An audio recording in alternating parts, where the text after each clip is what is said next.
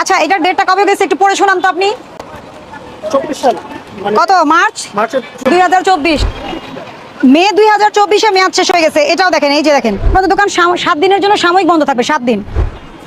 সহকারী পরিচালক জি সবসময় ডেট চেক করেন? জি জি আমাদের এই যে এক্সপায়ারি ডেট গুলো চেক আছে কোথায় রাখেন? এই যে বক্সে। এই বক্সে। আচ্ছা, এই বক্স আমি চেক করবো না, ওকে? আপনি যেখানে এক্সপায়ার রেখেছেন ঘোষণা দিয়ে ওখানে আমি চেক করবো না।